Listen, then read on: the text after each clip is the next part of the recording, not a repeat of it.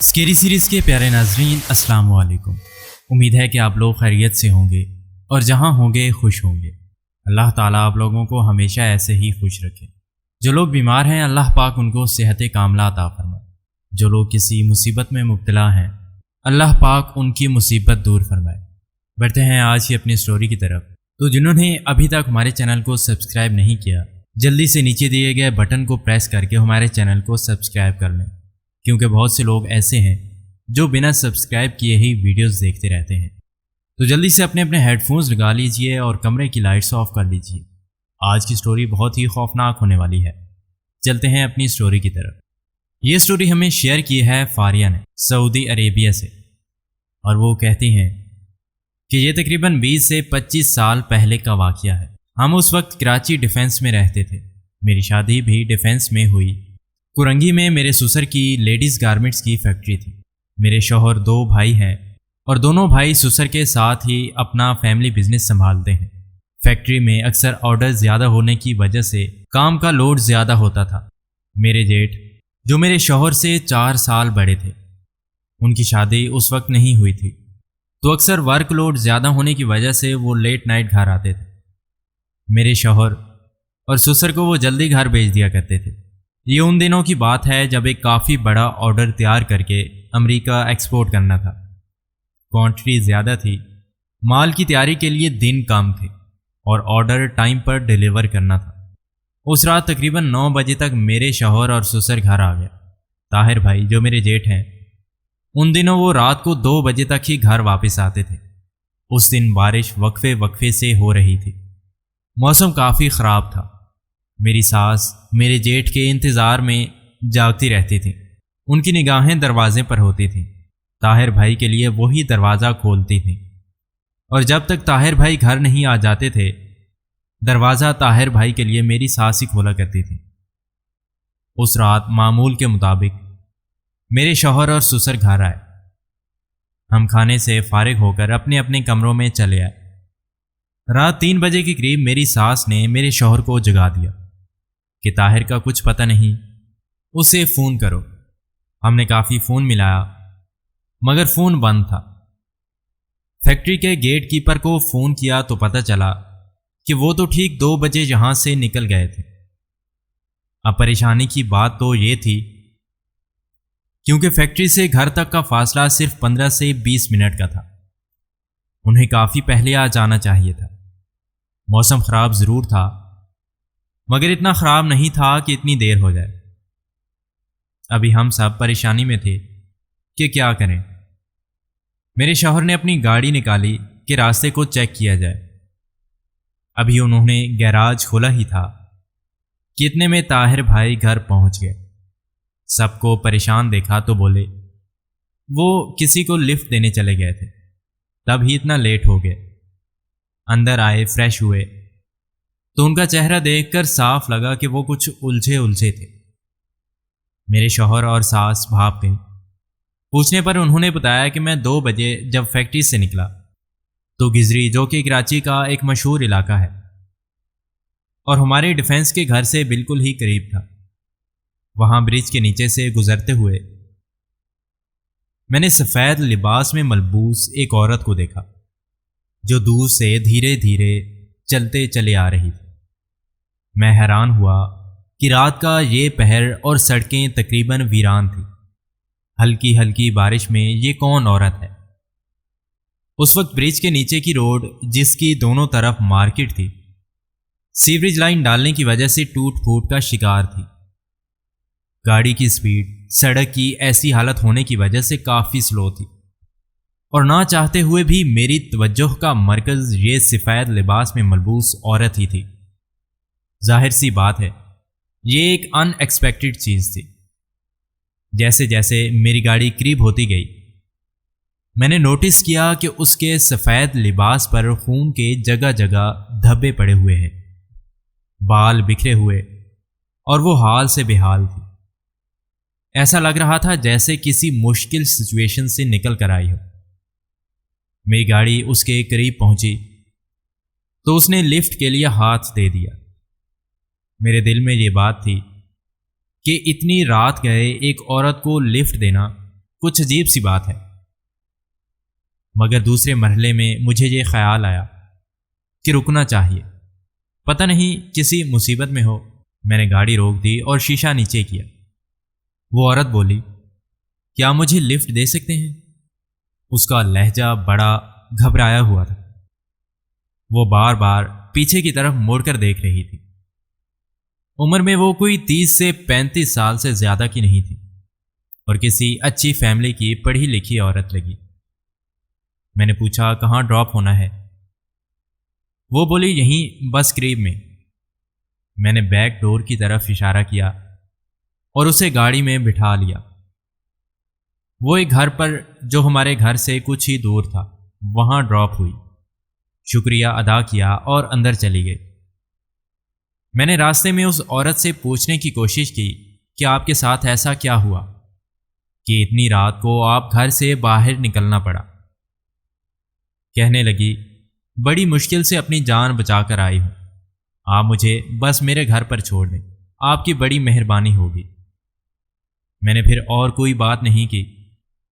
یہ سب باتیں سن کر میرے شوہر پریشان ہو گئے۔ کہنے لگے، کوئی پیچھا تو نہیں کر رہا تھا؟ طاہر بھائی بولے، نہیں، پیچھے کوئی نہیں تھا۔ میرے شوہر بولے، گھر اس کا اتنا قریب تھا تو پھر آپ کو اتنی دیر کیوں لگ گئی؟ آپ 2 بجے وہاں سے نکلے، 15 سے 20 منٹ کا گھر کا فاصلہ تھا۔ راستے میں آپ نے اسے ڈراپ بھی کیا تو 2:30 بجے تک آپ کو گھر پر ہونا چاہیے تھا، کہاں لگی اتنی دیر؟ طاہر بھائی بولے، یہ بات مجھے بھی پریشان کر رہی ہے۔ میں کوئی 1 گھنٹے سے گزری کے نالے والی جگہ پر گھومتا رہا۔ مجھے سمجھ نہیں آ رہا تھا، مجھے راستہ مل ہی نہیں رہا تھا۔ بار بار میری گاڑی نالے والی جگہ پر آتی تھی۔ میں پھر گاڑی آگے بڑھاتا اور پھر گھومتا ہوا وہیں آ جاتا۔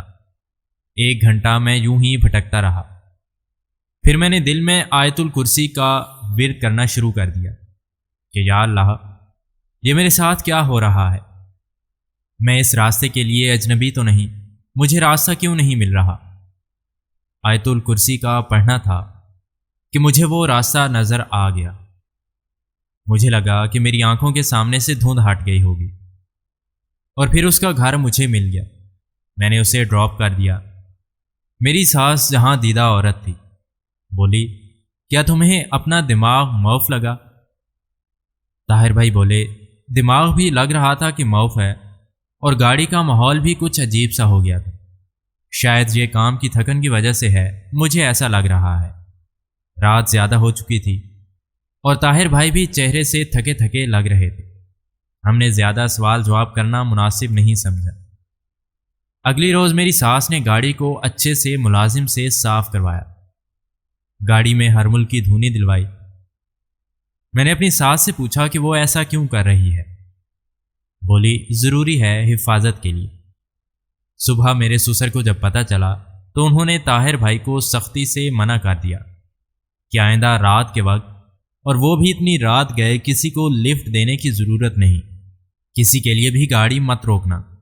حالات ویسے ہی ٹھیک نہیں ہیں، پتہ نہیں وہ عورت کون تھی، کون اس کے پیچھے تھا۔ اب بتاؤ، اگر تمہیں کچھ ہو جاتا تو ہم کیا کرتے؟ طاہر بھائی بولے، ابا میں خود ان چیزوں کا بہت خیال رکھتا ہوں، لیکن مجھے خود معلوم نہیں میں نے کیوں گاڑی روک لی، لیکن اچھا ہوا کہ وہ عورت باحفاظت اپنے گھر پہنچ گئی۔ میرے سسر نے گھر جلدی آنے کی طاہر بھائی کو تاکید کی کہ کام جتنا بھی ہو دن میں نپٹا لو، گھر رات کو جلدی آ جاؤ، اتنی رات تک کام کو مت رکھو۔ بہرحال بات آئی گئی ہو گئی۔ اس علاقے میں میرے سسر اور ان دونوں بھائیوں کے تعلقات بہت زیادہ تھے، کیونکہ بزنس کے معاملات رہتے تھے تو اس علاقے کے لوگوں سے بہت اچھے تعلقات تھے۔ کچھ دنوں بعد ہی علاقے کے قریبی لوگوں سے میرے سسر کو پتہ چلا کہ گزری کے پل کے نیچے اکثر رات گئے ایک سفید لباس میں ملبوس عورت دکھائی دیتی ہے جو لوگوں سے لفٹ مانگتی ہے۔ یہ بات جب میرے سسر نے سنی تو انہیں طاہر بھائی والی بات یاد آ گئی۔ اب اس بات کا چرچا اس علاقے میں عام ہو گیا۔ کچھ لوگوں سے پتہ چلا کہ انہوں نے اسے لفٹ بھی دی تھی، اور وہ جو ایڈریس پتہ چلا تو وہی تھا جس پر طاہر بھائی نے اسے ڈراپ کیا تھا۔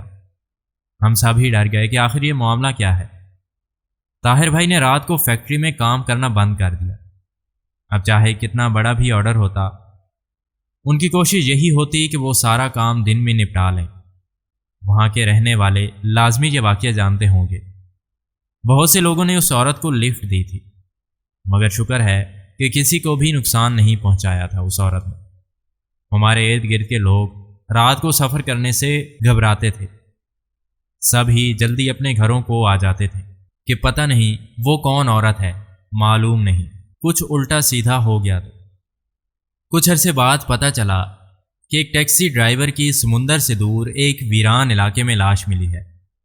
لاش یلو کیب کے اندر تھی اور 1 دن پرانی تھی۔ جب لاش کو آئیڈینٹیفائی کیا گیا تو پتہ چلا کہ اس کیب میں تو وہ عورت بیٹھی تھی۔ 2-3 لوگوں نے اسے سفید لباس میں ملبوس عورت کو رات کو کیب میں بیٹھے دیکھا تھا۔ اب معاملہ سمجھ سے باہر تھا، اور لوگ بھی بتاتے تھے کہ انہیں وہ عورت نظر آئی، انہوں نے لفٹ بھی دی، مگر کسی اور کو اس نے نقصان نہیں پہنچایا۔ اگر اس ڈرائیور کو اس عورت نے مارا ہے اور اس ڈرائیور کی موت گلا گھٹنے کی وجہ سے ہوئی تھی، اس کی وجہ کیا تھی؟ ہمارے گھر کا ایک فرد کیونکہ اسے لفٹ دے چکا تھا، اس لیے ہم لوگوں میں بہت زیادہ تجسس تھا کہ آخر یہ معاملہ کیا ہے۔ وہ عورت دوسرے لوگوں سے بھی لفٹ مانگ چکی تھی۔ بہت سے لوگوں نے اسے لفٹ دی، اس کے گھر پر اتارا، مگر کسی کو نقصان نہیں پہنچا۔ کچھ لوگوں کے ایویڈنس کے مطابق اگر اس کیب میں وہ عورت بیٹھی تھی تو پھر اس کا نقصان کیسے ہوا؟ اس عورت نے ہی اسے مارا ہے یا پھر کوئی اور وجہ بنی؟ بہت سے سوالات ذہن میں گردش کر رہے تھے۔ طاہر بھائی ایک دن اس کے گھر چلے گئے تاکہ پتہ تو چلے کہ وہ عورت یہاں کیوں اتری تھی، اس گھر سے اس کا کیا تعلق تھا۔ وہ گھر ڈیفنس کے گھروں کے لحاظ سے ایک عام سا گھر تھا۔ جیسے ہی طاہر بھائی نے گاڑی روکی تو اس گھر سے ایک 60-70 سال کے بزرگ نکلے۔ طاہر بھائی نے ان سے بات کی تو وہ ٹھنڈی سانس لے کر رہ گئے۔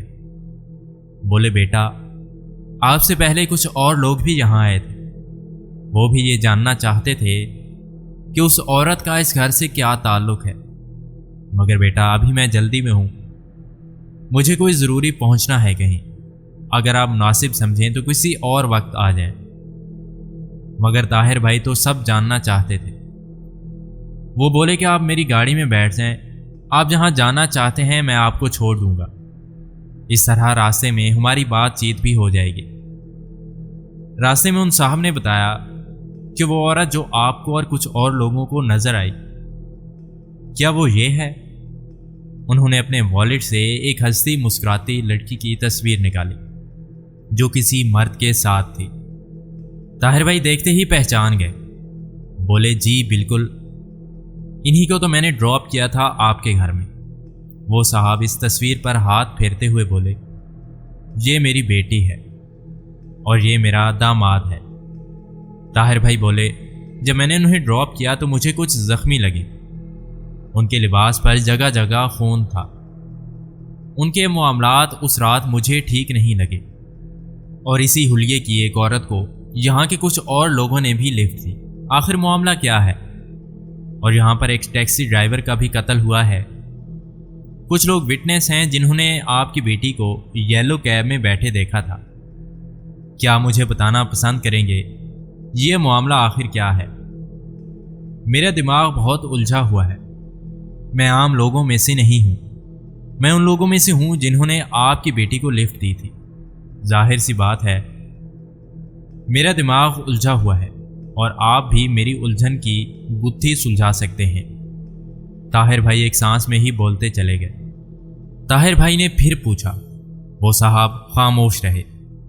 طاہر بھائی نے پھر پوچھا، کیا ٹیکسی ڈرائیور کا قتل آپ کی بیٹی نے کیا ہے؟ اب ان صاحب نے خاموشی توڑی اور وہ بولے کہ میری بیٹی اور میرا داماد کچھ سال پہلے ہی ان کا قتل ہو چکا ہے، وہ اس دنیا میں نہیں ہے۔ طاہر بھائی کا تو یہ ساری بات سن کر برا حال تھا کہ یہ کیسے ہو سکتا ہے۔ پھر ان صاحب نے بتایا کہ 1 سال پہلے کی بات ہے، میری بیٹی اور میرا داماد دبئی سے پاکستان ہم سے ملنے آئے ہوئے تھے۔ اس رات گھر میں گاڑی نہیں تھی اور انہیں کہیں ضروری کام سے باہر جانا تھا۔ तभी उन्होंने येलो कैब, जो इन दिनों कराची में आम चला करती थी, बोली वो पूरी रात घर नहीं आए। इस बात को छोड़कर आगे बढ़ते हैं कि हम उस रात कितना परेशान रहे। हमने कहाँ कहाँ उन्हें नहीं ढूंढा, मगर अगली सुबह मेरे दामाद की लाश एक वीरान जगह से मिली। उसको खंजर मार के कत्ल किया गया था और मेरी बेटी की लाश खाई से मिली। पुलिस के मुताबिक मेरी बेटी ने खाई में छलांग लगा दी थी। ये बात कहकर वो रोने लगे हैं। दोनों की लाश काफ़ी फासले से मिली। बात जाहिर सी थी, उस टैक्सी ड्राइवर की नीयत में फतूर था, उस पर हैवानियत सवार थी। पहले मेरे दामाद को उसने मार दिया, मगर मेरी बेटी ने इज्जत बचाई और खाई में छलांग लगा दी। इसके अलावा और कोई क्लू हमारे हाथ में नहीं आया। और उस रात जब यह वाक़या पेश आया तो मेरी बेटी सफ़ेद लिबास में ही मलबूस थी। पुलिस कचहरी बहुत किया, मगर वो टैक्सी ड्राइवर पकड़ में नहीं आ सका। हम जब लोगों से सुनते थे कि कोई लड़की रात में लिफ्ट लेती है और वो ज़ख्मी सफ़ेद लिबास में मलबूस होती है, तो मैं खून के आंसू रोता था। हम उसकी कब्र पर जाकर उसके सुकून के लिए बहुत कुछ पढ़ते थे, मगर अब वो बहुत दिनों से किसी को नज़र नहीं आई। पता है क्यों? ताहिर भाई बोले क्यों? तो वो साहब बोले उसने अपना बदला ले लिया है। ताहिर भाई तो हैरानों परेशान सुनते रहे। फिर वाकई वो लड़की किसी को नज़र नहीं आई। उसके वालिद ठीक कह रहे थे, उसकी भटकी रूह ने अपना बदला ले लिया था। हम काफ़ी दिन तक ये सब को सुनकर बहुत डिस्टर्ब रहे। ऐसे हैवान लोग मासूम इंसानों की ज़िंदगी खा जाते हैं। वो लड़की उस शहर में किसी जुर्म के बगैर मारी गई। उस इंसान की हवस 2 मासूम इंसानों की ज़िंदगी निकल गई। मेरी सास कहने लगी कि जब ताहिर भाई ने उसे लिफ्ट दी थी, उसी रात उन्हें शक था कि ये मामला कुछ और है। तभी मेरी सास ने सदकात दिए और सबको मजबूत हसार में लिया ताकि कोई नुकसान ना पहुंचे। काफ़ी अरसे तक वहाँ से गुजरते हुए हम सबको खौफ आता था। हमारी पूरी कोशिश होती थी कि हम दिन दिन में काम करके घरों को वापस आ जाएं ताकि रात के सफ़र से बच सकें। तो ये थी कहानी कराची किजरी के इलाके की, जो हमारी बहन ने हमारे साथ शेयर की है। उम्मीद है आप लोगों को ज़रूर पसंद आई होगी। आखिर में आप सबसे एक रिक्वेस्ट है कि अगर आपको हमारी वीडियोस अच्छी लगती हैं तो जल्दी से हमारे चैनल को सब्सक्राइब करके बेल के आइकॉन पर भी क्लिक कर लें ताकि आपको आने वाली हर वीडियो का नोटिफिकेशन मिलता रहे। अगर आपके साथ भी कोई ऐसा वाक़या पेश आया है तो आप हमें इंस्टाग्राम के थ्रू कॉन्टैक्ट करके अपना वाक़या हमारे साथ शेयर कर सकते हैं। हम अपने चैनल पर उसे ज़रूर शेयर करेंगे। मिलते हैं किसी और नई इंटरेस्टिंग स्टोरी के साथ। तब तक के लिए अल्लाह हाफिज़।